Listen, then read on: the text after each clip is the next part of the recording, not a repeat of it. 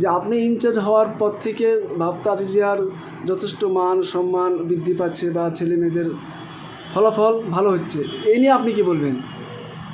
এখন আমার যে ছেলেমেয়েরা ফলাফল ভালো করছে, যারা বোর্ডে স্ট্যান্ড করছে, নিশ্চয়ই তারা ডিজার্ভ করে ভালো রেজাল্ট। তাদের তো অধ্যাবসায় বা পরিশ্রম আছেই, সঙ্গে সঙ্গে স্কুলিংয়ের যে সিস্টেম, যে সমস্ত টিচিং স্টাফকে নিয়ে, নন টিচিং যে হেল্প নিয়ে যে স্কুল ব্যবস্থাপনা, সেটা সুন্দরভাবে চলছে।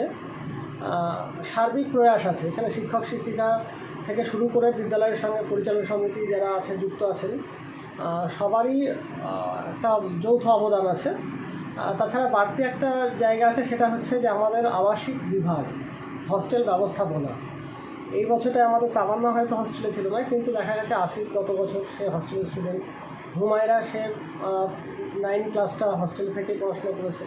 সুতরাং এটা একটা বাড়তি আমাদের সুবিধা যে 24 ঘন্টা পরিচর্যার মধ্যে থাকছে। ফলাফল ভালো হওয়ার এটাও একটা অন্যতম কারণ।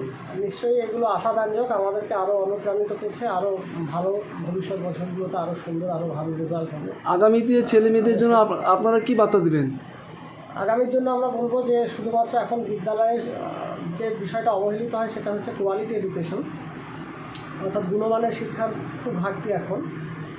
আমরা সেইটাকে এনশিওর করতে চেষ্টা করছি, এবং আমি ছাত্রছাত্রীদের জন্য বলবো যে সরকারি যে প্রকল্প ব্যবস্থাপনাগুলো আছে সেগুলোকে ব্যবহার করে গুণগত মানটাকে চেষ্টা করতে হবে ঠিক জায়গায় ধরে রাখার। আজকের দিনটা খুব কম্পিটিশনের ওয়ার্ল্ড, এবং একটা স্রোত চলছে যে কোয়ালিটিটা অবহেলিত হচ্ছে বিভিন্ন জায়গায়। কিন্তু আমি বলবো আমার ছাত্রছাত্রীদের জন্য যে আগে লেখাপড়া, তার মান, সেটাকে ধরে রাখতে হবে, সেটাকে ভালো করতে হবে, তবেই কিন্তু প্রতিযোগিতার বাজারে টিকে থাকতে পারা যাবে।